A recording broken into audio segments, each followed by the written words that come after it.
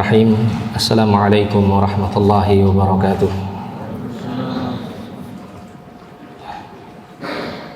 Innal hamdalillah nahmaduhu wa nasta'inuhu wa nastaghfiruh wa na'udzu billahi min shururi anfusina wa min sayyiati a'malina. Man yahdihillahu fala mudilla lahu wa man yudlil fala hadiya lahu. Asyhadu an la ilaha illallah wahdahu la syarika lahu wa asyhadu anna Muhammadan abduhu wa rasuluh.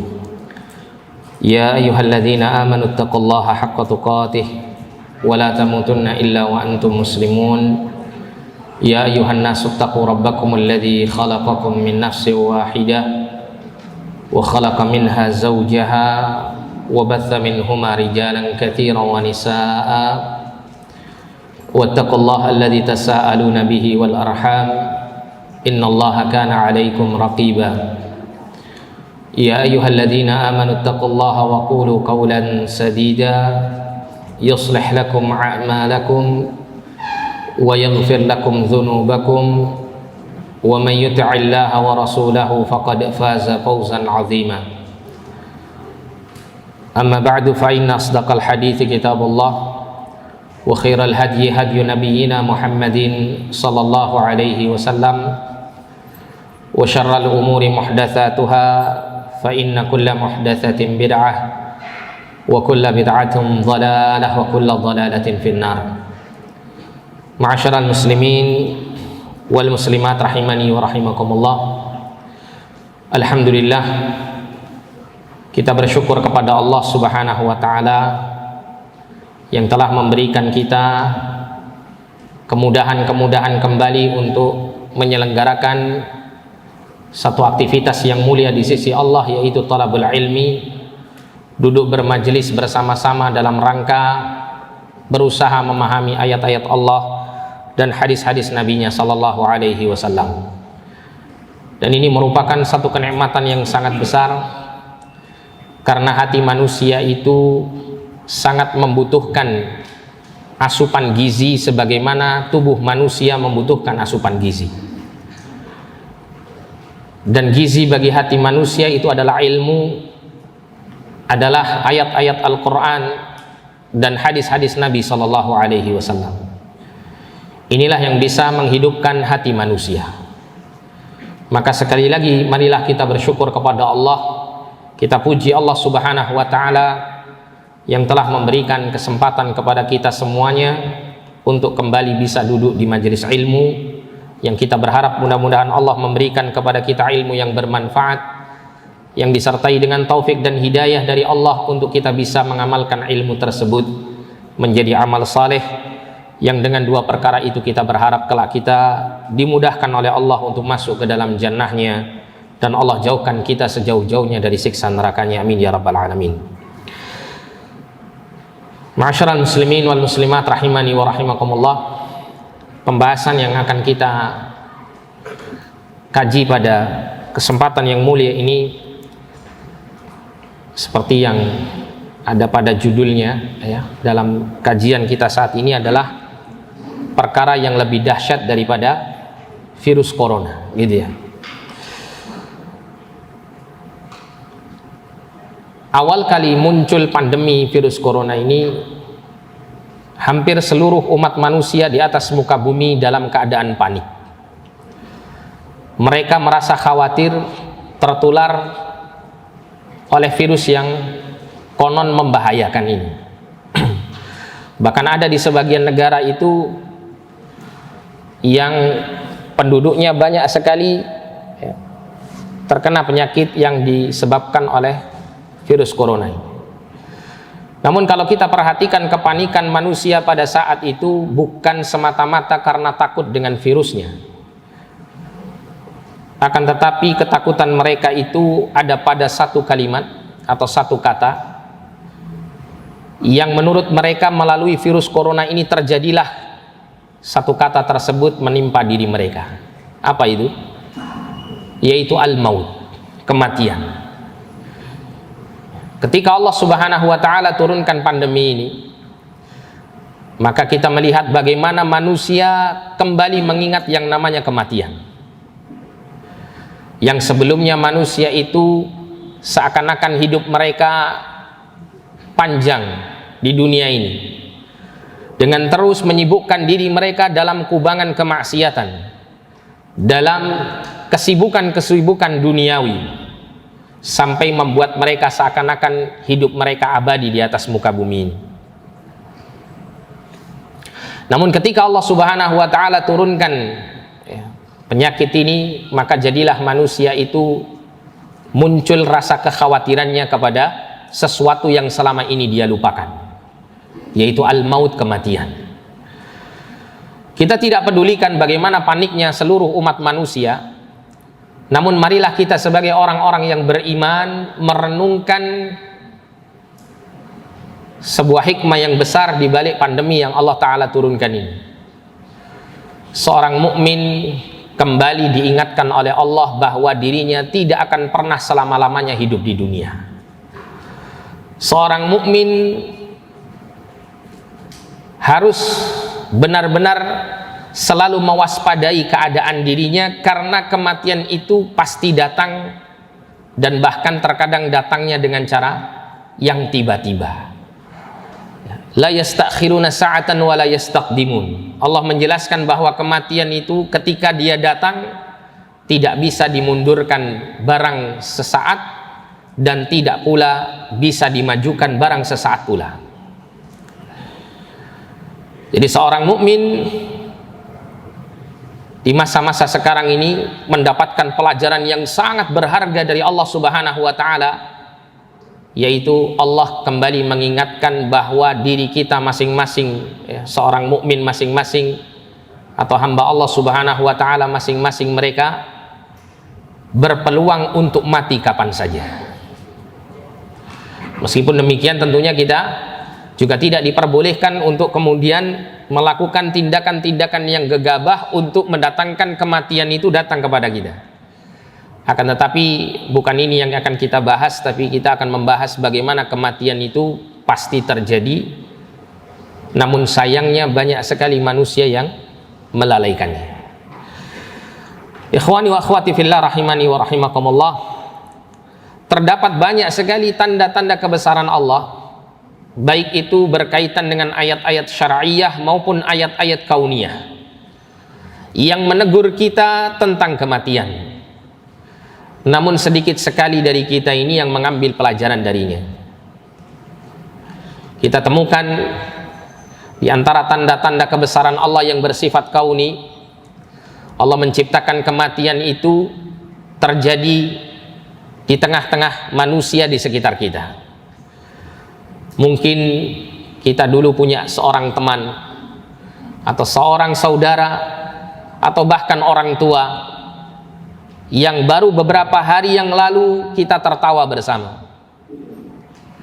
Baru beberapa bulan yang lalu kita duduk bersama merasakan kebahagiaan bersama. Namun kemudian saat ini dia telah meninggalkan kita dengan jarak yang sangat jauh.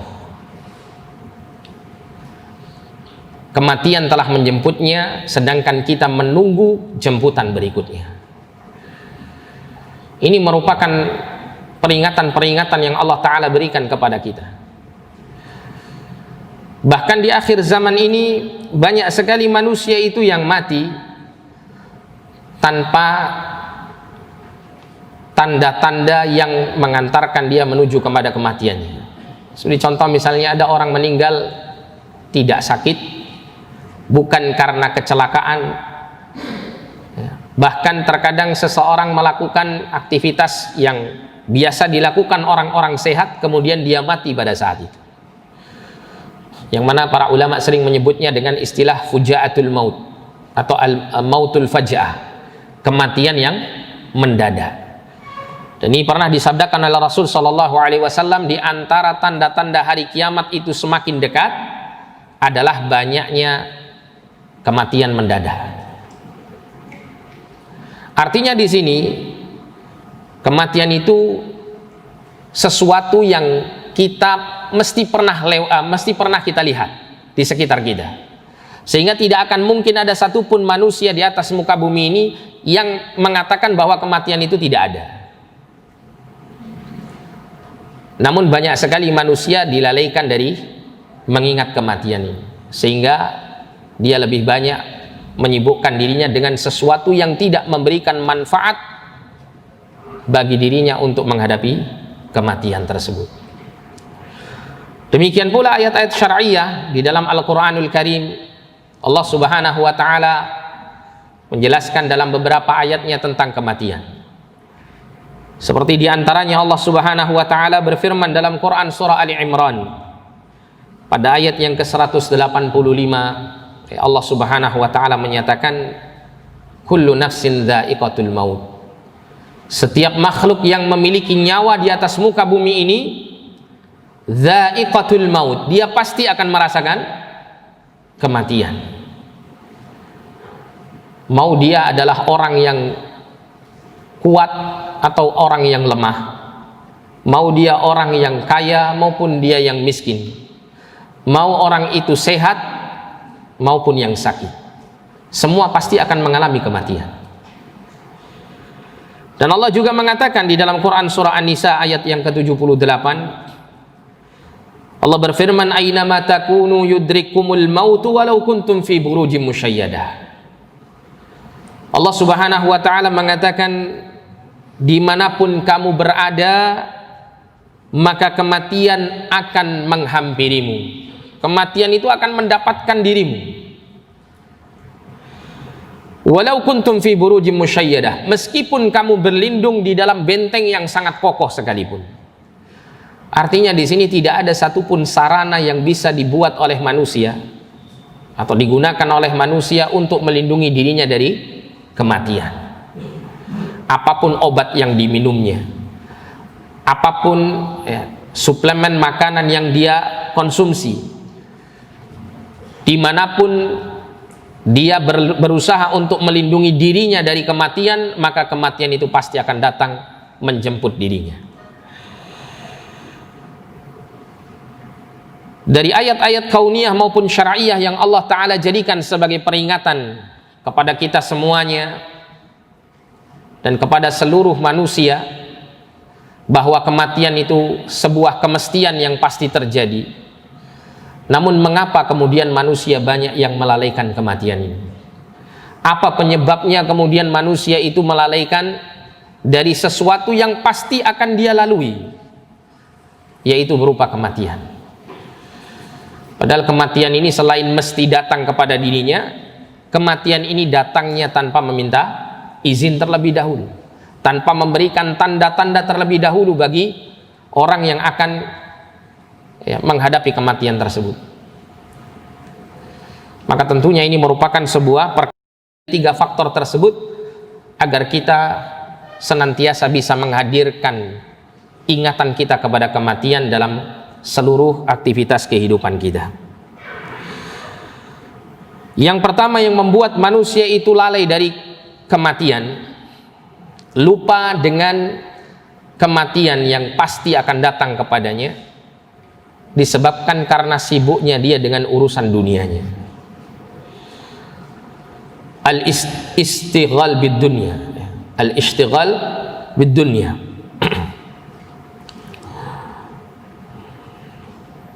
Oleh karena itu kalau kita perhatikan, banyak sekali manusia itu yang terus bermaksiat kepada Allah, yang dia merasa seakan-akan hidupnya masih sekian puluh tahun lagi ke depan. Itu salah satu sebabnya karena dia memiliki kesibukan-kesibukan dunia yang membuat dia terlena di dalamnya.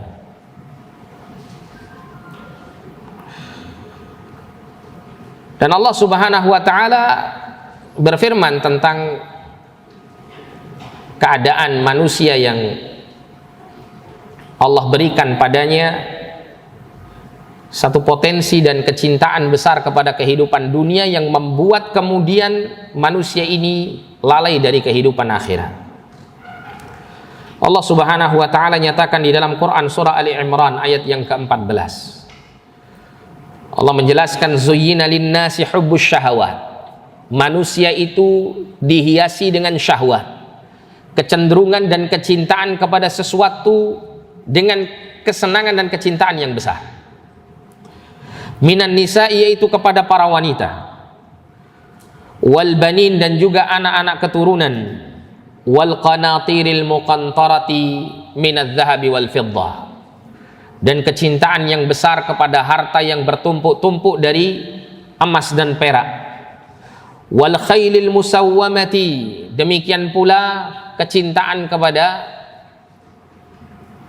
kuda-kuda yang pilihan, wal an'ami wal harth, dan juga kecintaan yang besar kepada hewan-hewan ternak dan pertanian.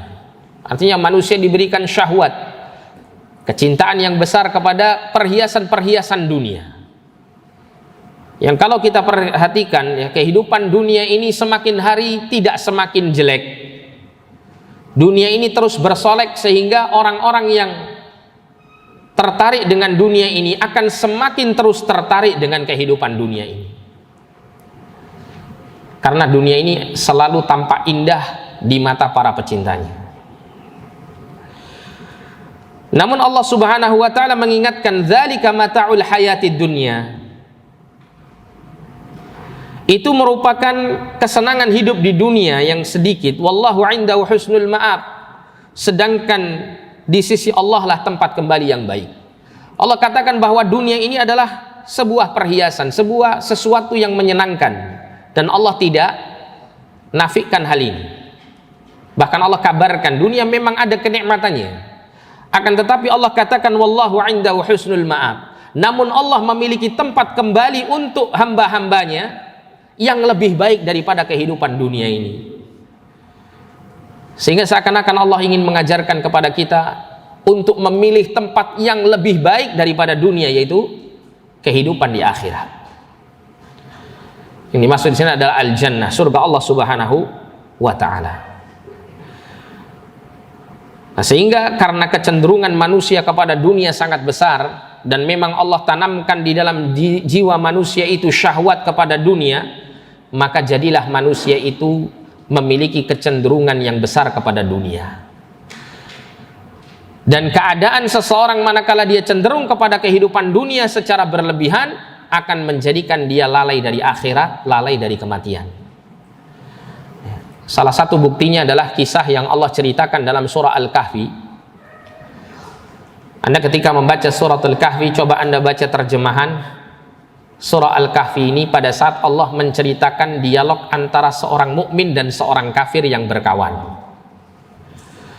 Allah ceritakan di situ bagaimana dialog antara orang kafir yang memiliki harta dunia yang pada saat itu merupakan harta yang terbaik, berupa perkebunan yang dipenuhi dengan buah-buahan, memiliki harta yang banyak, yang sampai kemudian membuat orang kafir ini menyangka bahwa dirinya tidak akan pernah binasa selama-lamanya.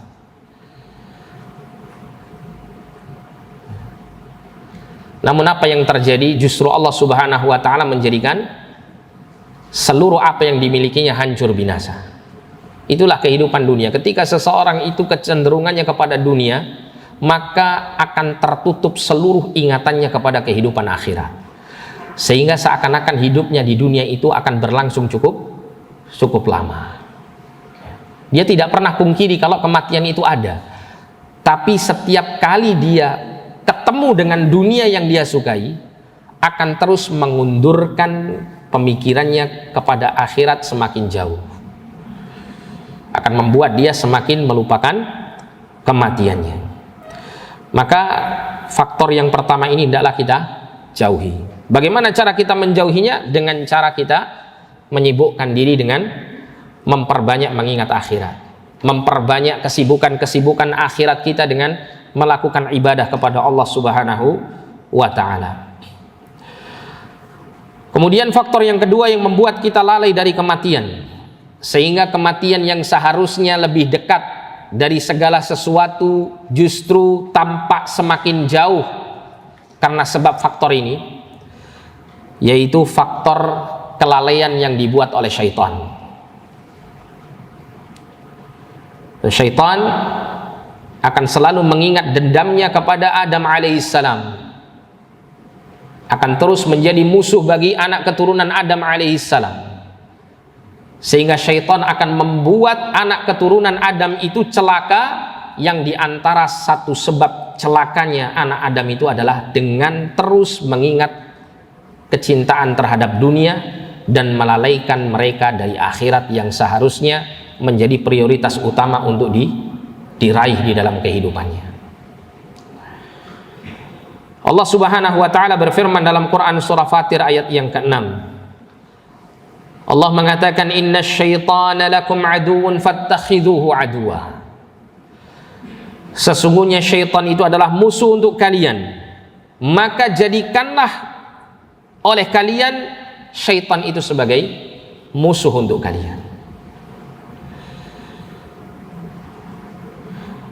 Dan Allah melanjutkan firman-Nya, "Innama yad'u hizbahu liyakunu min ashabis sa'ir." Sesungguhnya syaitan itu hanyalah mengajak golongannya, orang-orang yang mau mengikuti jebakan dan waswas syaitan ini, liyakunu min ashabis sa'ir, untuk menjadi golongan orang-orang yang masuk ke dalam neraka yang menyala-nyala. Jadi syaitan tidak pernah memiliki niat yang baik sama sekali kepada manusia. Syaitan, ya, apapun yang dibisikkan ke dalam hati manusia yang seakan-akan tampak indah di hadapan manusia, itu pada hakikatnya adalah kesengsaraan untuk manusia tersebut. Termasuk diantaranya adalah syaitan menginginkan manusia untuk menjauhkan dirinya dari mengingat kematian. Karena kalau orang itu banyak ingat mati, maka akan banyak amal solehnya, akan banyak persiapannya untuk menghadapi kematian ini. Dan tentunya keadaan seorang mukmin yang demikian ini tentu merupakan keadaan yang paling dibenci oleh syaitan. Dan Allah juga berfirman dalam Quran surah Al-Hijr ayat 39. Allah mengatakan, "Qala rabbi bima aghwaytani la uzayyinanna lahum fil ardi wa la ughwiyannahum ajma'in." Iblis berkata ketika Allah Subhanahu wa taala usir dia dari surga Allah Subhanahu wa taala, dan Allah vonis sesat iblis ini sampai hari kiamat, iblis mengatakan, "Rabbi bima aghwaytani la uzayyinanna lahum fil ard." Wahai Tuhanku, oleh karena engkau telah memvonis diriku menjadi orang yang sesat, maka aku benar-benar akan menghiasi perbuatan-perbuatan buruk di hadapan manusia itu akan menjadi indah tampaknya di hadapan mereka ketika di bumi. Wala ughwiyannahum ajma'in, dan aku akan menyesatkan seluruh manusia semuanya. Ini adalah sumpahnya iblis laknatullah alaih, yang dia bersumpah di hadapan Allah untuk menyesatkan manusia. Dan ada sebuah kalimat yang perlu untuk kita waspadai di sini. La uzayyinanna lahum fil ardi. Aku akan menjadikan perbuatan-perbuatan dosa yang mengantarkan seorang hamba itu celaka di hadapanmu justru menjadi tampak indah dan tampak layak untuk dilakukan. Inilah yang menunjukkan bagaimana lihainya iblis dalam menyesatkan umat manusia. Sehingga apapun nasihat iblis, bisikan-bisikannya di dalam hati yang tampaknya indah dan tampaknya menyenangkan, semua itu pasti akan berefek buruk bagi kehidupan seorang manusia. Ya, termasuk diantaranya di sini adalah iblis atau syaitan akan terus berusaha menjauhkan manusia itu dari mengingat kematian. Kemudian yang ketiga, faktor yang membuat seseorang itu lalai dari kematian adalah jauhnya dia dari ilmu dan agama Allah Subhanahu wa taala. Manakala seseorang menjauhkan diri dari agama ini, menjauhkan dari mempelajari ilmu yang hak, maka mereka akan disibukkan dengan urusan-urusan dunia yang tidak memberikan manfaat apa-apa baginya. Dan kaitannya dengan hal ini Allah Subhanahu wa taala mengisyaratkannya melalui firman-Nya di dalam Quran surah Ar-Rum. Surah Ar-Rum ayat yang ke-7. bahwa Allah Subhanahu wa taala berfirman, ya'lamuna zahiran minal hayatid dunya wa hum 'anil akhirati hum ghafilun. Mereka adalah orang-orang yang mengetahui zahiran minal hayatid dunya, perkara-perkara yang zahir dari kehidupan dunia ini. Wa hum 'anil akhirati hum ghafilun, sedangkan mereka lalai dari mengingat kehidupan akhirat. Mereka lupa, bahkan mereka jahil dalam perkara-perkara akhirat. Ini menunjukkan bahwa ketika manusia itu cenderung kepada kehidupan dunia, cenderung pada ilmu-ilmu dunia, maka akan melalaikan dia dari perkara akhirat, akan melalaikan mereka dari ilmu-ilmu akhirat. Oleh karena itu, sebuah nasihat yang sangat indah yang pernah disampaikan oleh Khalifah Ali bin Abi Thalib radhiyallahu anhu. Beliau pernah mengatakan, inna dunya qad irtahalat mudbiratan. Sesungguhnya dunia itu terus meninggalkan kita ke belakang. Wa innal akhirah qad irtahalat muqbilatan. Sedangkan akhirat itu terus akan menjemput kita di hadapan kita. Wa likullin minhuma banun.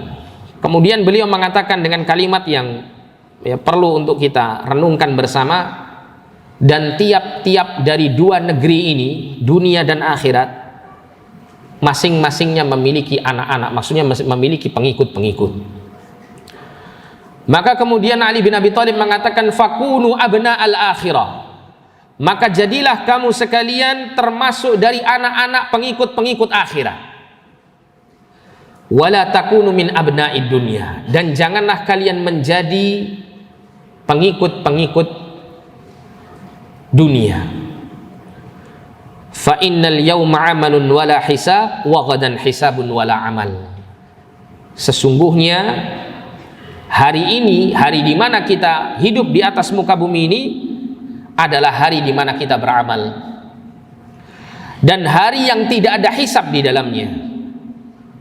Sedangkan kelak di akhirat adalah hari di mana kita diperhitungkan seluruh amal kita dan tidak akan ada lagi kesempatan untuk beramal.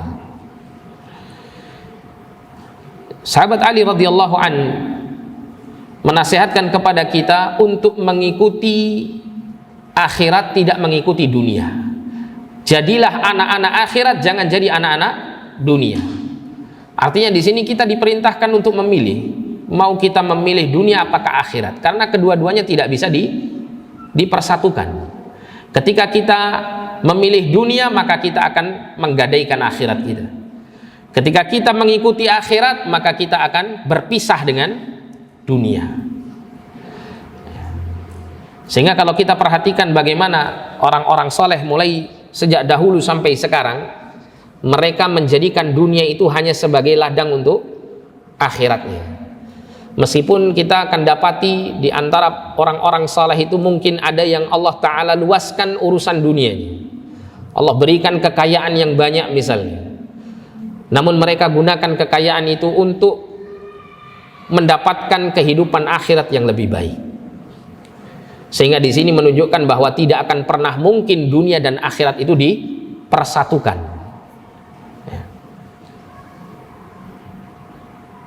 Nah, inilah yang menjadikan manusia itu lalai dan jauh dari mengingat kematian, yaitu diantaranya adalah sibuk dengan urusan dunianya, lupa dengan akhirat, kemudian disesatkan oleh syaitan, dijauhkan dari mengingat kematian, dan bahkan terkadang syaitan itu memberikan harapan-harapan palsu kepada manusia bahwa hidupmu itu masih panjang.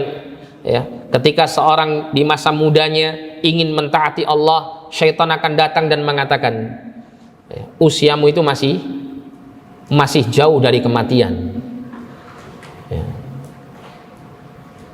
Sudahlah, jadikan usia mudamu ini untuk hal-hal yang menyenangkan kamu.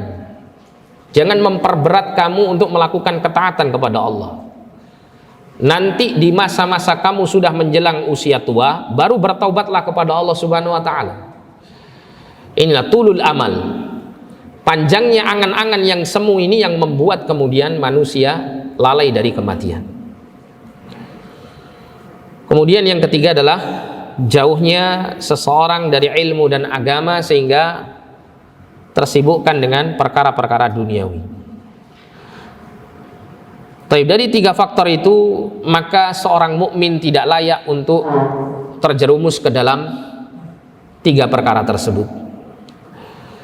Seorang mukmin harus menjadi orang yang cerdas, seperti apa yang dikatakan oleh Nabi Shallallahu Alaihi Wasallam dalam hadis yang diriwayatkan oleh Ibnu Umar, bahwasanya Nabi Shallallahu Alaihi Wasallam pernah ditanya, fa ayyul mu'minina aqyas, ya Rasulullah, siapakah orang-orang beriman yang tergolong cerdas itu wahai Rasulullah?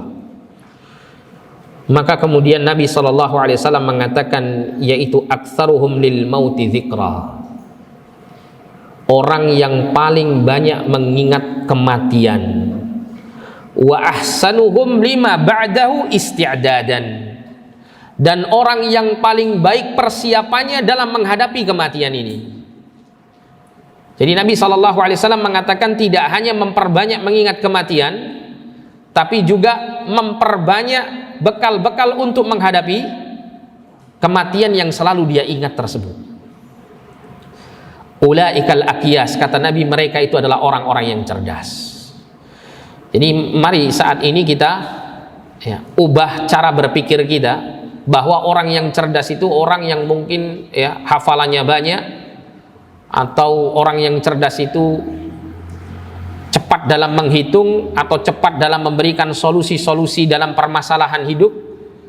Tapi kita rubah mindset itu menjadi bahwa orang yang cerdas itu adalah orang yang banyak mengingat kematian dan mempersiapkan bekal-bekal untuk menghadapi kematian tersebut.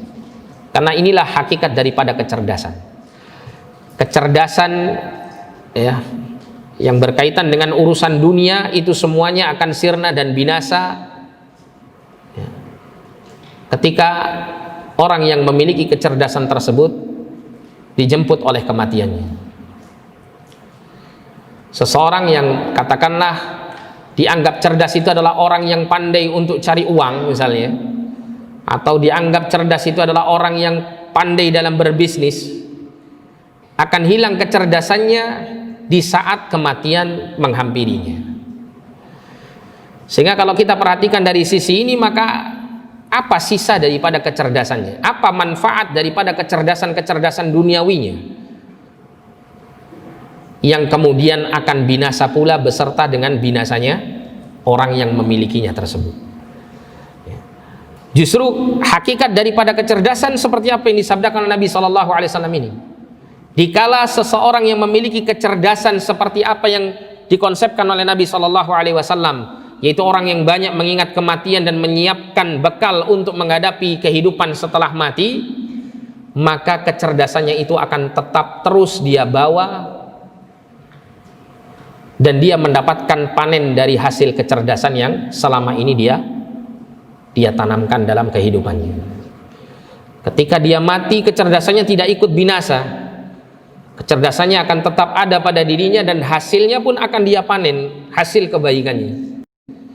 Karena kecerdasannya itu tadi mengantarkan dia mendapatkan pahala yang besar di sisi Allah Subhanahu wa Ta'ala, keberuntungan yang sangat besar di dalam kehidupan akhiratnya. Maka seorang mukmin hendaklah dia mencerdaskan dirinya dengan konsep kecerdasan yang disampaikan oleh Nabi SAW, yaitu banyak mengingat kematian dan kemudian mempersiapkan diri untuk menghadapi alam yang berikutnya. Bahkan Nabi SAW dalam sabdanya yang lain, dalam riwayat An-Nasai, Nabi memerintahkan kita untuk banyak mengingat kematian ini dengan Nabi menyampaikan, aktsiru min dzikri hadimil ladzat, perbanyaklah oleh kalian dari mengingat penghancur kelezatan, yaitu kematian. Mengapa kematian itu menjadi penghancur kelezatan? Makna kelezatan yang dimaksud di sini, kelezatan yang hancur bersama kematian, itu adalah kelezatan dunia. Sehingga manakala seseorang telah mati, maka berhentilah seluruh kelezatan-kelezatan dunia yang pernah dia rasakan. Dan bahkan ketika seseorang belum dia sampai pada kematiannya, masih dia membicarakan tentang kematian dan mengingat kematian yang pasti akan datang kepada dirinya, maka pada saat itu seluruh kelezatan dunia akan menjadi hambar buatnya. Ini dalam kaitannya dengan masih mengingat kematian,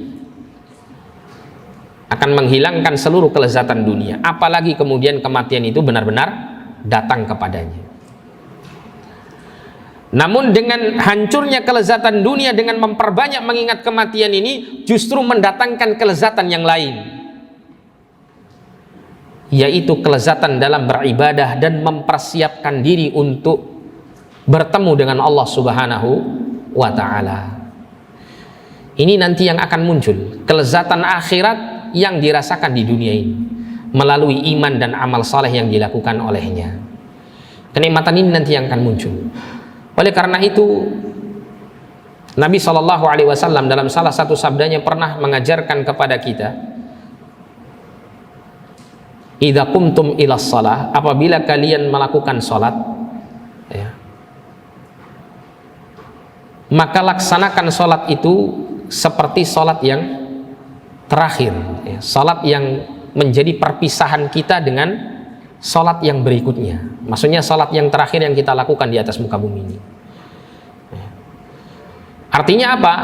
Laksanakan pelaksanaan salat dan juga tentunya ibadah yang lain dengan perasaan bahwa ibadah yang dilakukan itu adalah ibadah yang terakhir. Tentunya di situ ada unsur mengingat kematian di dalamnya. Mengapa Nabi mengajarkan kita untuk memasukkan unsur mengingat kematian dalam melakukan ibadah? Karena dengan itulah kita akan bisa merasakan kelezatan ibadah yang tiada tara. Karena dengan itulah kita akan memiliki kesungguhan dan kekhusyuan dalam menjalankan ibadah. Disitulah kemudian kita akan merasakan nikmat iman dan amal saleh yang kemudian, ya, menjadikan kita semakin bersemangat dalam mengejar akhirat kita. Kemudian seorang salafun saleh, seorang khalifah yang saleh, ya, seorang khalifah yang dikenal sebagai ahlu ta'ati wal ibadah, orang yang ahli dalam ketaatan dan ibadah. Beliau bernama Umar bin Abdul Aziz rahimahullahu ta'ala. Beliau pernah mengatakan pentingnya kita memiliki ingatan kepada kematian itu terus menerus dalam kehidupan kita. Beliau mengatakan, lau faraqa dzikral mauti qalbi sa'atan la fasada. Kalau seandainya, ya, lau faraqa dzikrul mauti qalbi sa'atan la fasada. Kalau seandainya berpisah ingatanku kepada kematian sesaat dari hatiku, maka niscaya hatiku ini akan hancur, hatiku ini akan binasa. Ini menunjukkan bagaimana kesungguhan para salafus saleh untuk selalu menghadirkan dalam hatinya perasaan untuk selalu mengingat kematian. Karena dengan hati yang terus, ya, diingatkan kematian pada dirinya, hati itu akan semakin hidup. Hati itu akan mudah untuk menjalankan ketaatan kepada Allah Subhanahu wa ta'ala. Dan hati itu akan semakin rindu kepada kehidupan akhirat dibandingkan kehidupan dunia yang fana ini. Ini adalah berkaitan dengan sikap seorang mukmin terhadap kematian. Maka hendaklah seorang mukmin itu selalu berusaha untuk menghadirkan ingatannya kepada kematian sehingga tidak dilalaikan oleh kehidupan dunia dan akan mendorong dia untuk semakin memperbanyak bekal untuk menghadapi kehidupan setelah kematian ini. Kemudian jamaah dirahmati Allah Subhanahu wa ta'ala, kita masuk pada pembahasan mengenai gambaran kematian menurut Al-Quran dan As-Sunnah. Apa yang akan dirasakan oleh manusia ketika dia dalam kondisi sakaratul maut, dalam kondisi kematian itu datang menyapa dirinya. Allah Subhanahu wa ta'ala berfirman di dalam Quran surah Qaf ayat yang ke-19. Allah mengatakan wajaat sakratul mauti bil haqq dzalika ma kunta minhu tahid. Allah mengatakan dan datanglah sakratul maut dengan sebenar-benarnya. Itulah yang dahulu hendak kamu hindari. Apa ini maksud dengan sakratul maut? Sakratul maut itu adalah suatu keadaan di mana roh manusia itu keluar dari jasadnya. Dan kondisi yang demikian ini sangat dirasa berat bagi orang yang meninggal. Allah Subhanahu wa taala menceritakan beratnya sakaratul maut di antaranya di dalam Quran surah Al-Qiyamah. Di dalam Quran surah Al-Qiyamah mulai ayat yang ke-26 Allah taala berfirman, "Kalla idza balagatit taraqiya wa qila man raq." Kalla, ya sekali-kali janganlah demikian. Idza balagatit taraqi, apabila roh itu sudah mencapai kerongkongannya. Kata para ulama mufassirin, maksudnya adalah dikala nyawa itu sudah sampai pada kerongkongan, disitulah nanti akan terasa beratnya nyawa itu keluar dari jasad manusia. Disitulah manusia akan merasakan sakitnya sakaratul maut. Wa qila man raq, dan dikatakan kepadanya siapa yang merasa yakin bahwa inilah hari di mana dia berpisah dengan kehidupan dunia, dia akan mendatangi sebuah tempat di mana dia tidak pernah mendatangi tempat itu sebelumnya. Dia tidak akan pernah mengetahui peristiwa apa yang akan dia hadapi setelah kematian ini. Jika kematian itu dirasakan berat sakaratul mautnya, maka bagaimana dengan peristiwa-peristiwa setelah kematian ini? Bisa jadi lebih berat daripada apa yang dirasakan manusia pada saat kematiannya. Bisa jadi ketika dia dikuburkan di dalam alam kubur, dia mendapatkan siksaan yang jauh lebih berat daripada sakaratul mautnya. Dan bisa jadi ketika dia dibangkitkan, dia akan merasakan siksa neraka yang jauh lebih berat dari seluruh azab yang pernah Allah Ta'ala turunkan kepada seluruh makhluknya. Dan Allah Subhanahu wa Ta'ala menceritakan tentang keadaan orang yang merasakan sakaratul maut. Wal taffatis saqu bis-saq. Saking sakitnya sakaratul maut itu, Allah menggambarkan keadaan orang yang menghadapinya, dan bertautlah betis kiri dengan betis kanannya.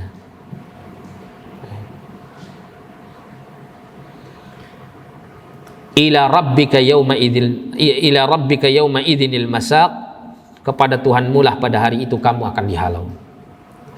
Ini adalah gambaran dari Al-Quran bagaimana sakaratul maut itu terjadi. Dan kemudian lebih detailnya lagi, ada sebuah hadis yang diriwayatkan oleh Imam Ahmad dan juga diriwayatkan oleh Imam Ibnu Majah tentang kisah dicabutnya roh seorang mukmin dan rohnya orang kafir. Dikisahkan dalam hadis yang panjang bahwa apabila seorang mukmin itu meninggal dunia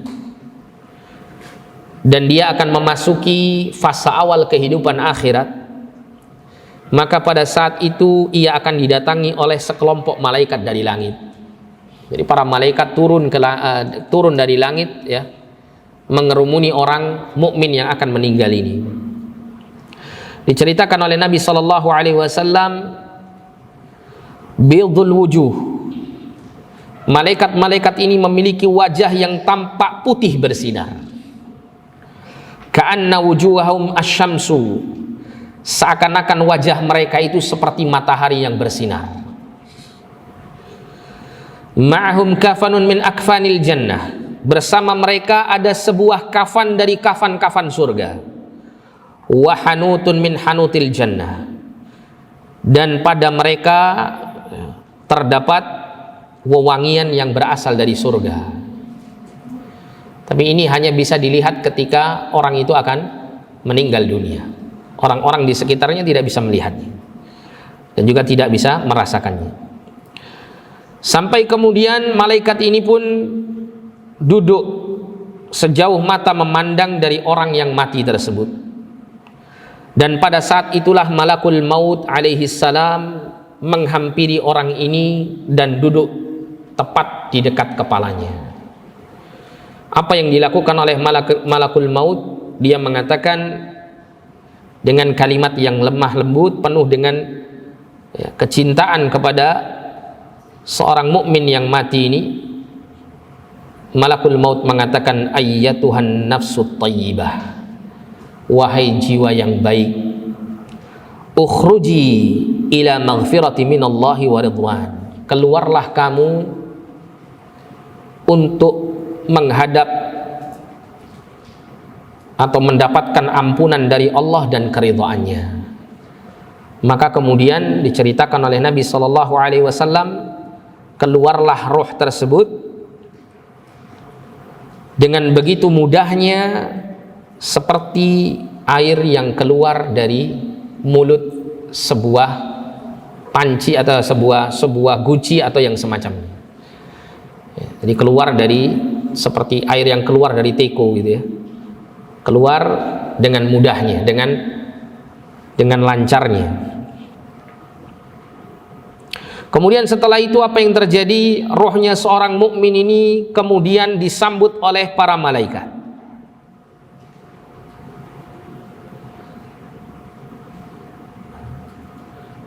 Yang awalnya diambil oleh malakul maut terlebih dahulu, kemudian disambut oleh para malaikat, dan kemudian segera para malaikat Allah Subhanahu wa taala ini membawa roh seorang mukmin itu dengan membungkusnya dengan kain kafan yang berasal dari surga dan diberikan wewangian dari wangi-wangian surga. Kemudian setelah itu dibawalah roh seorang mukmin ini terus naik ke atas langit. Para malaikat ini terus membawa roh seorang mukmin ini ke atas langit untuk menghadap Allah Subhanahu wa taala. Setiap kali melewati lapisan-lapisan langit, selalu ada para malaikat-malaikat yang ada di langit-langit tersebut mengatakan, ruh siapakah ini? Begitu wanginya aroma roh tersebut. Maka para malaikat yang membawa roh tersebut mengatakan, ini adalah rohnya fulan bin fulan. Disebutkan dengan nama-nama yang terbaik untuk dirinya. Sampai kemudian menghadap Allah Subhanahu wa taala, dan kemudian Allah memerintahkan para malaikat untuk mengantarkan roh itu untuk kembali ke dalam kuburnya. Artinya di sini rohnya seorang mukmin yang mentaati Allah, yang istiqamah di atas tauhid, yang senantiasa mentaati Allah dengan ikhlas, yang selalu memenuhi kewajibannya kepada Allah Subhanahu wa taala, roh seorang mukmin yang seperti ini akan dimuliakan oleh Allah Subhanahu wa taala. Dan Allah Subhanahu wa taala berfirman menceritakan tentang keadaan rohnya seorang mukmin yang istiqamah di atas tauhid, bahwa para malaikat itu memberikan kabar gembira pada saat matinya.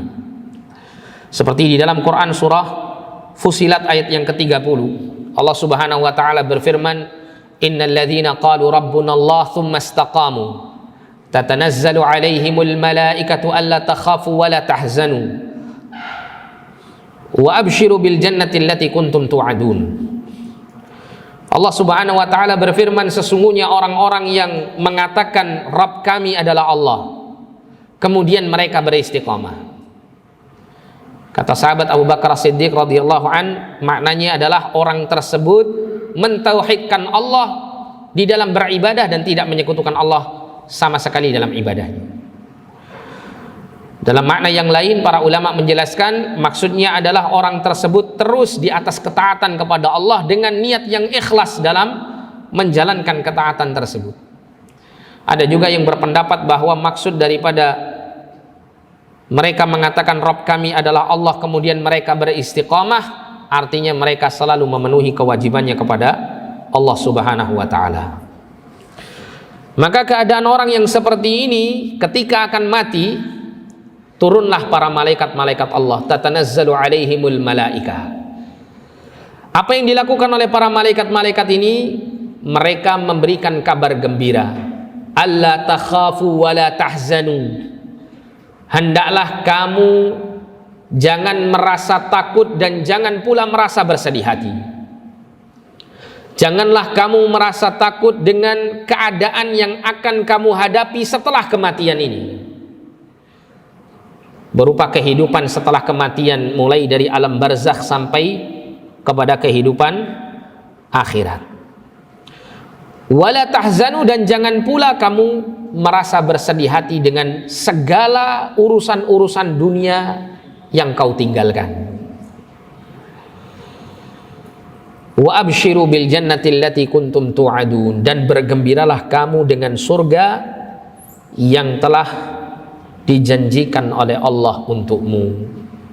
Ini adalah kabar gembira yang disampaikan para malaikat ketika seorang mukmin yang istiqamah akan meninggal dunia. Oleh karena itu pada saat itu roh seorang mukmin ini sangat merindukan untuk segera bertemu dengan Allah, sangat menginginkan untuk mendapatkan keridhaan Allah dan ampunannya, sehingga mudah sekali roh itu keluar dari tubuh seseorang. Dan berbeda keadaannya ketika seorang kafir itu dalam keadaan menghadapi sakaratul maut. Termasuk di sini juga orang-orang yang fasik, yang banyak melakukan perbuatan-perbuatan dosa-dosa besar, maka keadaannya tidak ubahnya seperti apa yang dirasakan oleh orang-orang kafir ini. Nabi SAW melanjutkan hadis yang kita baca tadi. Nabi menceritakan tentang keadaan orang-orang kafir ketika menghadapi kematiannya. Ia kelak akan didatangi oleh sekelompok malaikat dari langit, yang mana malaikat-malaikat ini memiliki wajah yang sangat hitam, sangat gelap, kemudian membawa kain kafan yang sangat-sangat kasar, dan kemudian malaikat ini duduk di hadapan pandangan matanya sejauh mata memandang. Kemudian pada saat itulah malakul maut alaihi salam menghampiri sang kafir yang akan mati ini, dan dia pun duduk tepat di dekat kepalanya. Kemudian apa yang dilakukan oleh malakul maut? Malakul maut mengatakan, ayyatuha an-nafsul khabithah, wahai jiwa yang kotor, ukhruji ila sakhatim minallahi wa ghadab, keluarlah kamu untuk mendapatkan kemarahan dan kemurkaan dari Allah Subhanahu wa taala. Maka pada saat itu apa yang terjadi? Nabi mengatakan fatafarraqa fi jasadihi, maka rohnya orang kafir ini mereka rohnya ini bercerai-berai pada dirinya, tidak mau keluar dari raga tersebut,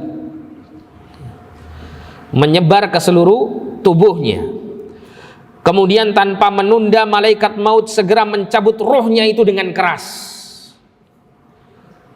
Dan Nabi menggambarkan bagaikan mencabut kawat yang berduri yang dicabut dari bulu domba yang basah. Apa yang terjadi? Kalau kita punya kawat atau besi yang berduri, kemudian ditutupi oleh kulit bulu domba itu, atau kain yang terbuat dari wol seperti itu yang dalam keadaan basah, kemudian ditarik dengan paksa, apa yang terjadi? Maka akan hancur, keadaannya akan hancur. Seperti itulah keadaan rohnya orang-orang kafir dan orang-orang fasik ketika dicabut oleh malakul maut. Begitu rohnya telah keluar dari jasadnya dengan paksaan yang keras seperti itu, maka kemudian malakul maut mengambilnya. Dan ketika roh tersebut berada di tangan malakul maut, maka para malaikat yang tadi turun yang tampak pada wajahnya kegelapan yang sangat-sangat kelam, langsung tidak membiarkan roh itu berada di tangan malakul maut dalam waktu yang lama. Maka diambillah oleh para malaikat-malaikat ini, dibawalah roh tersebut dan dibungkuslah dengan kain yang kasar. Ini bayangkan ya, keadaannya itu sudah dicabut dalam kondisi yang ya sangat keras seperti itu, tentunya dalam kondisi yang sangat sakit, kemudian dibungkus dengan kain yang sangat kasar, sehingga rasa sakitnya itu akan bertambah dengan pembungkus tubuhnya yang kasar ini. Kemudian dari kain tersebut tercium aroma yang sangat busuk, dan kemudian dibawalah oleh para malaikat roh itu naik ke langit, dan kemudian para malaikat-malaikat yang ada di masing-masing lapisan langit mengatakan, rohnya siapa ini? Betapa busuknya ya baunya. Maka kemudian para malaikat pembawa roh ini mengatakan, ini adalah fulan bin fulan, dengan menyebutkan nama terburuknya di dunia. Dan dalam riwayat yang lain disebutkan, setelah menghadap Allah Subhanahu wa taala, Allah murka kepadanya, dan para malaikat diperintahkan untuk melemparkan roh itu dari langit sehingga roh itu jatuh ke dalam kuburnya, wal'iyadzubillah. Ini keadaan rohnya orang-orang kafir dan orang-orang fasik, yaitu keadaan yang paling berat bagi ya, roh tersebut. Kemudian pada saat orang-orang kafir dan orang-orang fasik ini ketika menghadapi ajalnya, pada saat malaikat-malaikat itu turun, maka Allah menceritakan ya tentang keadaannya dan kalimat apa yang disampaikan oleh malaikat kepadanya. Dalam Quran surah Al-An'am ayat yang ke-93, Allah berfirman, walau tara idzal zalimuna fi ghamaratil maut wal malaikatu basitu aydihim, dan alangkah dahsyatnya sekiranya kamu melihat di waktu orang-orang yang zalim itu berada dalam tekanan-tekanan sakaratul maut, wal malaikatu basitu aydihim, sedangkan para malaikat memukul dengan tangannya sambil mengatakan, akhriju anfusakum, keluarlah ya rohmu atau keluarkan nyawamu. Al yauma tujzauna adzabal huni bima kuntum taquluna 'ala Allahi ghairal haqqi wa kuntum an ayatihi tastakbirun. Di hari ini kamu dibalas dengan siksaan yang sangat menghinakan karena kamu selalu mengatakan terhadap Allah perkataan yang tidak benar, dan karena kamu selalu menyombongkan diri terhadap ayat-ayatnya. Ini yang disampaikan oleh malakul maut ketika mencabut nyawa orang-orang yang berlaku zalim, berlaku kafir dan fasik.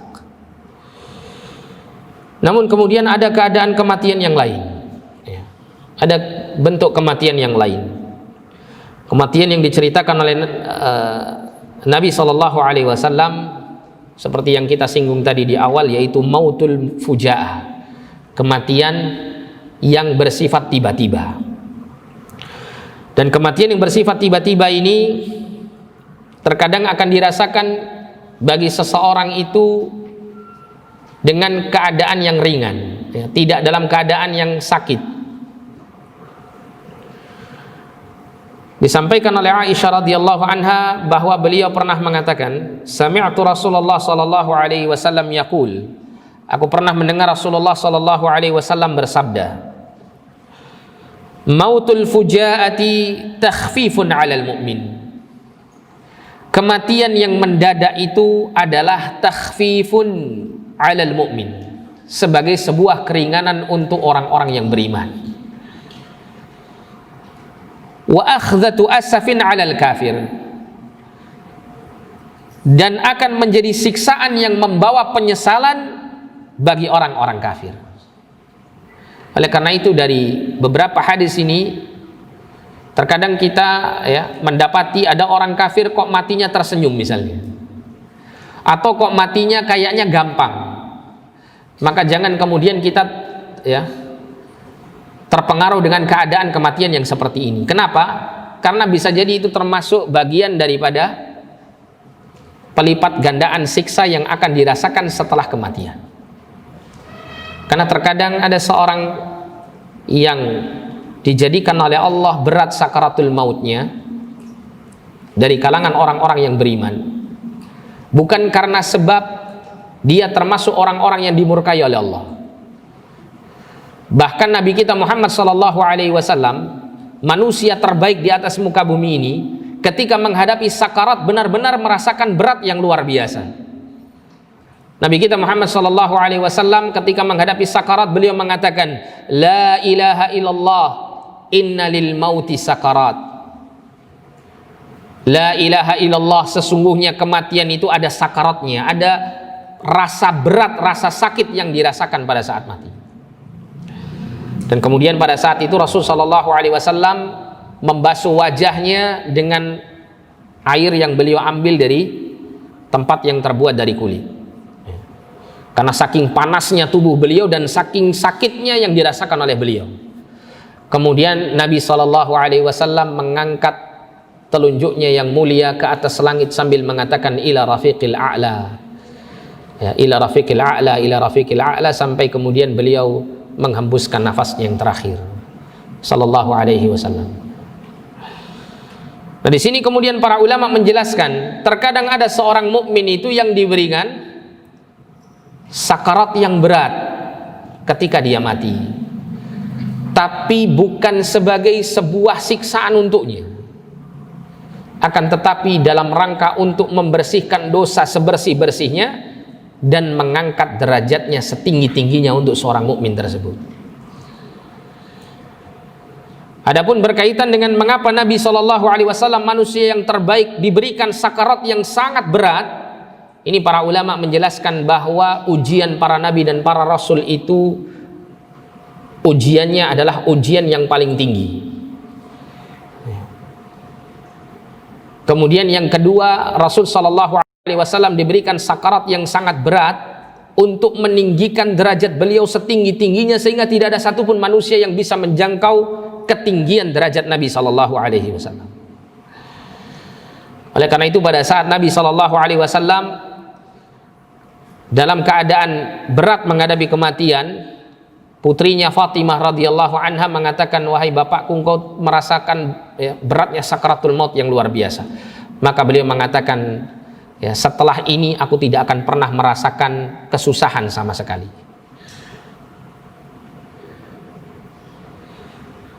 Oleh karena itu kita tidak boleh suudzon ketika kita melihat ada seorang mukmin yang kita ketahui bahwa dia adalah orang yang baik, kemudian pada saat meninggalnya dalam kondisi berat. Selama kita tahu dia termasuk orang yang mentauhidkan Allah, maka kita husnudzon bahwa itu merupakan kebaikan untuknya. Namun ada juga orang-orang kafir itu yang diringankan sakaratnya oleh Allah Subhanahu wa taala. Seperti yang dikatakan oleh Nabi tadi, ada orang-orang kafir itu yang diberikan mautul fujaah, kematian yang mendadak. Yang mana kematian yang mendadak ini kematian yang tidak dirasakan sakit ketika sakaratnya. Karena disebutkan di sini takhfifun 'alal mu'min, untuk meringankan keadaan seorang mukmin dalam menghadapi kematiannya, dan menjadi siksaan yang akan mendatangkan penyesalan bagi orang kafir. Jadi ketika ada seorang kafir yang matinya mautul fujaah ini, mati mendadak, dia dalam keadaan tetap di atas kekufurannya, mungkin dia tidak merasakan terlalu berat sakaratnya.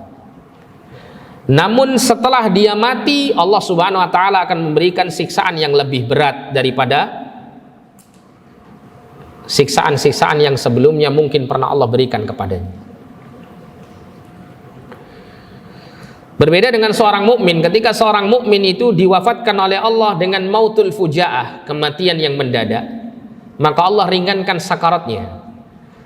Dan setelah itu Allah pun juga akan memuliakan sang mukmin tersebut dengan kebaikan-kebaikan di dalam alam kuburnya, dan akan terus berkelanjutan di alam akhiratnya.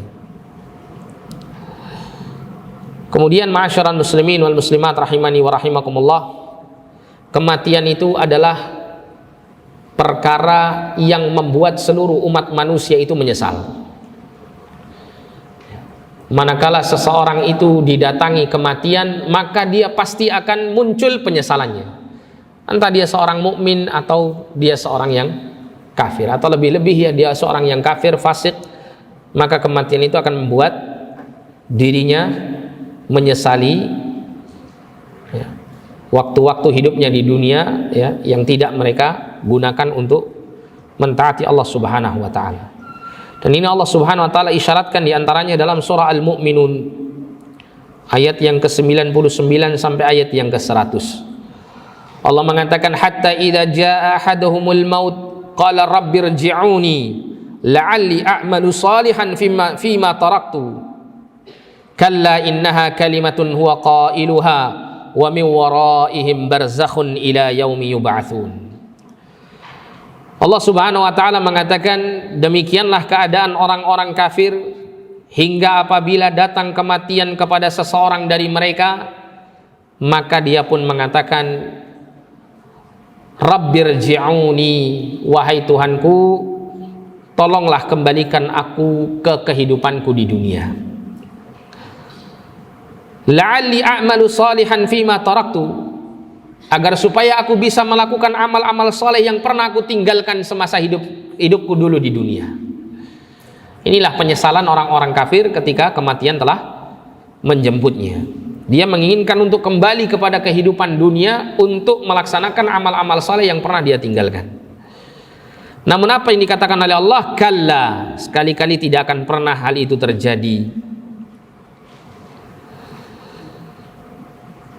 Innaha kalimatun huwa qailuha, sesungguhnya itu adalah perkataan yang diucapkannya saja, hanya ucapan saja. Kalau seandainya orang kafir ini dikembalikan lagi ke dunia, tetap akan berlaku kafir lagi, tetap akan mengulangi perbuatan-perbuatan dosanya. Dan kemudian Allah mengatakan, wa min waraihim barzakhun ila yaumi yub'atsun, dan di hadapan atau di belakang mereka terdapat dinding sampai hari mereka dibangkitkan. Terdapat barzakh, pembatas antara kehidupan dunia dan kehidupan akhirat, kehidupan di alam kubur, sehingga dia tidak akan bisa lagi kembali ke kehidupannya di dunia. Kemudian Allah juga berfirman dalam Quran surah Al-Munafiqun, pada ayat-ayat yang terakhir Allah mengatakan, wa anfiqu mimma razaqnakum min qabli an ya'tiya ahadakumul maut fayaqula rabbi laula akhartani ila ajalin qarib fa asaddaqa wa akum minas salihin. Dan nafkahkanlah dari sebagian apa yang telah kami berikan kepadamu sebelum datangnya kematian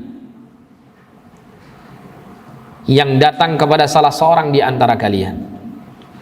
Kemudian orang tersebut ketika didatangi kematian mengatakan, Rabbi, wahai Tuhanku, laula akhartani ila ajalin qarib, kalau seandainya engkau berkenan menunda kematianku barang sesaat saja, fa asaddaqa wa akum minas salihin, maka aku akan menjadi orang yang bersedekah dan aku akan termasuk menjadi orang-orang yang saleh. Ini menunjukkan bagaimana keadaan manusia ketika datang kematian, maka dia akan menyesali segala apa yang terluput dari kebaikan-kebaikan yang seharusnya bisa dilakukan semasa hidupnya di dunia. Namun keadaan kematian itu tidak bisa diundur barang sesaat. Allah menutup Quran surah Al-Munafiqun pada ayat yang ke-11-nya. Allah mengatakan, walan yuakhirallahu nafsan idza jaa ajaluha, dan Allah itu tidak akan pernah menunda kematian seseorang apabila waktu kematiannya telah datang. Sehingga ketika orang itu menyesal pada saat itu, maka penyesalan itu akan terus menjadi sebuah penyesalan yang tidak bisa diperbaiki. Wallahu khabirun bima ta'malun, dan Allah Maha mengetahui terhadap apa yang kamu kerjakan. Ini menggambarkan bahwa kematian itu akan mendatangkan penyesalan. Maka sebelum datang kematian yang mendatangkan penyesalan bagi kehidupan manusia ini, maka jadikanlah kematian itu sebagai sebuah keadaan yang tidak dipenuhi dengan penyesalan, yaitu dengan mempersiapkan bekal-bekal untuk menghadapi kematian tersebut, dengan melakukan amal-amal ketaatan kepada Allah Subhanahu wa taala. Kemudian yang terakhir, hikmah apa yang bisa kita ambil, manfaat apa yang bisa kita tuai dari kita memperbanyak mengingat kematian ini. Karena tentunya ketika Nabi SAW memerintahkan kita untuk memperbanyak mengingat mati, dan di dalam Al-Quran Allah Subhanahu wa ta'ala banyak membicarakan tentang kematian dan tentang kehidupan setelah kematian, maka tentu di sini terdapat manfaat yang besar bagi orang-orang yang mengambil pelajaran. Maka di antara sekian banyak pelajaran yang bisa kita ambil, kita akan mengambil beberapa saja. Yang pertama, dengan seseorang itu banyak mengingat kematian, dia akan dimuliakan oleh Allah dengan mendapatkan ta'jilut taubah, dengan mendapatkan sebuah taufik yang istimewa, yaitu dia akan segera bertaubat dari dosa-dosanya. Ketika seseorang itu mengingat kematian dan dia menganggap bahwa kematiannya bisa saja datang di saat-saat yang paling dekat dengan dia, maka dia tidak akan pernah menunda taubatnya kepada Allah. Dia akan bersegera memohon ampun kepada Allah atas dosa-dosanya. Dia akan bersegera memperbanyak istighfar, memohon ampun kepada Allah Subhanahu wa ta'ala atas kesalahan-kesalahan yang pernah dia kerjakan, baik yang dia sengaja maupun yang dia tidak sengaja. Kemudian hikmah yang kedua di balik mengingat kematian, akan mendorong seseorang itu memperbanyak bekal amal saleh untuk menghadapi kehidupan setelah kematian ini. Dia tidak akan menunda-nunda ibadahnya kepada Allah. Dia tidak akan menunda-nunda ketaatannya kepada Allah seperti yang dilakukan oleh orang-orang yang kecenderungan kepada kehidupan dunianya lebih besar daripada kehidupan akhiratnya. Karena dia tahu bahwasanya jalan yang paling mengantarkan dia kepada keselamatan hidup, terutama setelah kematian datang, adalah melalui amal saleh yang dilakukannya. Meskipun amal saleh manusia ini bukan semata-mata yang menjadikan mereka masuk surga, akan tetapi dengan seseorang melakukan banyak amal saleh, maka Allah Subhanahu wa ta'ala akan merahmatinya, yang dengan itulah dia akan mendapatkan derajat-derajat yang tinggi di dalam surga, dan keridhaan Allah akan turun kepadanya sehingga dia dijauhkan dari siksa neraka. Kemudian yang ketiga, hikmah di balik mengingat kematian adalah tidak merasa sedih dengan luputnya kenikmatan dunia yang dia harapkan. Betapa banyak orang itu tersiksa di dunia ini karena menginginkan sesuatu di dunia tapi tidak dia peroleh. Makanya ada istilah putus cinta akhirnya jadi patah hati, kan begitu. Apa penyebabnya? Dia menginginkan sesuatu yang dia cintai, tapi ternyata yang dicintai tidak menginginkan dirinya. Jadilah patah hati, kesedihan yang panjang. Bahkan kalau kita perhatikan orang-orang yang cinta dunia secara berlebihan, dan seterusnya dan seterusnya. Dan terkadang itu akan terus berulang menjadi sebuah kesedihan baru ketika diingat kembali. Itulah keadaan manusia yang cinta kepada dunia secara berlebihan, sehingga dia akan terus disiksa oleh dunia yang luput dari dirinya. Namun bagi orang yang banyak mengingat kematian, dia sadar bahwa dunia ini kehidupan yang fana, kenikmatannya tidak akan pernah abadi, kesengsaraannya pun juga akan sebentar, sehingga dia tidak pernah terpengaruh dengan kemewahan dan kecintaan kepada dunia. Kesenangan-kesenangan dunia tidak membuat hatinya itu tertarik terlalu dalam di dalamnya, dan kemudian ketika dia misalnya kehilangan atau luput dari kenikmatan dunia yang diinginkan, maka dia sadar bahwa ini adalah dunia. Luput di dunia tidak mengapa, asal jangan luput di akhirat. Itulah hati orang yang banyak mengingat kematian. Kemudian yang berikutnya, ketika orang itu banyak mengingat kematian, maka dia akan mendapatkan kunci kebahagiaan hidup, yaitu sifat qanaah dalam dunia. Sifat qanaah ini adalah yang membuat kehidupan manusia di dunia ini baik. Allah Subhanahu wa taala dalam surah An-Nahl ketika berfirman, "Man 'amila salihan min dzakarin aw untha wa huwa mu'minun falanuhyiyannahu hayatan thayyibah wa lanajziyannahum ajrahum bi ahsani ma kanu ya'malun." Barang siapa yang melakukan amal yang saleh baik dari kalangan laki-laki maupun perempuan, sedangkan dia termasuk dari kalangan orang yang beriman, maka kata Allah, kami benar-benar akan berikan dia kehidupan yang baik di dunia ini, dan kami benar-benar akan memberikan balasan yang terbaik berupa surga, ya, bagi orang-orang yang beriman dan beramal saleh tadi, disebabkan karena amal salehnya yang dilakukan semasa hidup di dunia. Kata para ulama, maksud daripada Allah memberikan kehidupan yang baik di kehidupan dunianya bagi orang yang beriman dan beramal saleh, di antaranya adalah Allah Ta'ala memberikan sifat qanaah pada hati seorang mukmin. Karena sifat qanaah inilah, Pak, yang menentukan seseorang itu bisa merasakan kenikmatan dunia yang sedikit menjadi besar. Betapa banyak orang itu memiliki harta yang luar biasa luasnya, punya mobil banyak, punya rumah banyak, bahkan punya istri banyak, misalnya gitu ya. Tapi hatinya nggak qanaah, sehingga dia selalu merasa kurang. Sehingga nikmat yang besar yang dilihat oleh pandangan mata manusia yang pada umumnya itu menurut pandangan matanya adalah sesuatu yang kecil, sesuatu yang sedikit, sehingga dia nggak akan pernah puas. Berbeda ketika seorang mukmin yang diberikan qanaah di dalam hatinya, sedikit nikmat Allah dia anggap sebagai sebuah hal yang besar, karena dia tidak semata-mata melihat kenikmatan itu sebagai sesuatu yang sedikit, tapi dia melihat bahwa Allah lah yang memilihkan kenikmatan itu untuk dirinya.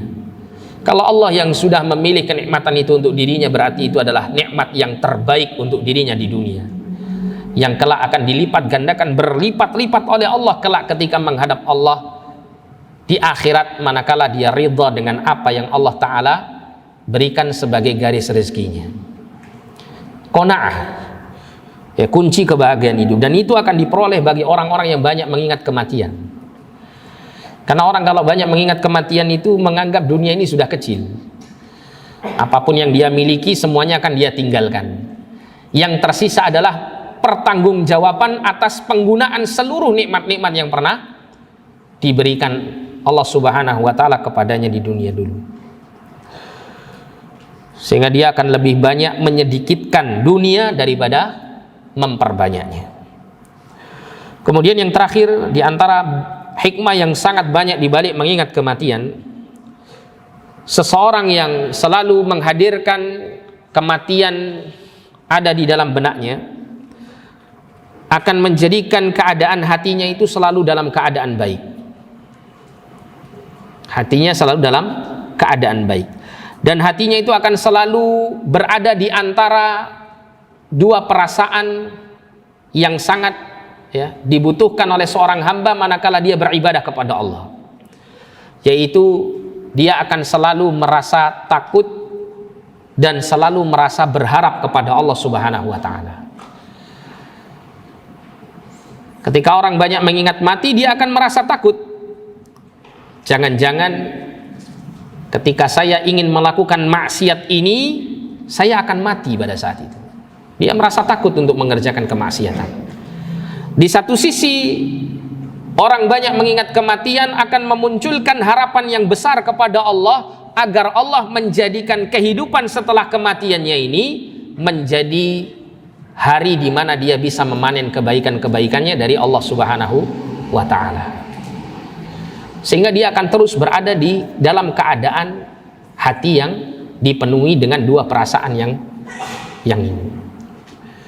Sehingga akan terus dia berada di atas keadaan yang baik dalam terutama dalam melakukan, ya, pengabdiannya kepada Allah Subhanahu wa taala. Wallahu a'lam bishawab. Mungkin ini yang bisa kita pelajari pada kesempatan yang mulia ini. Mudah-mudahan ilmu yang sedikit ini bisa menjadikan kita untuk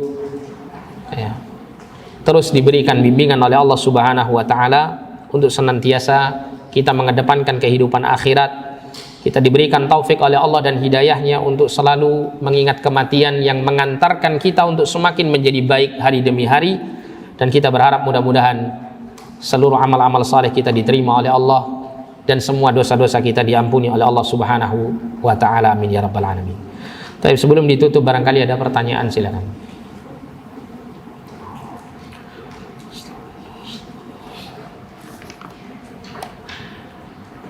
Oh iya, ini karena ada permintaan untuk segera ditutup, maka kita akhiri tanpa tanya jawab.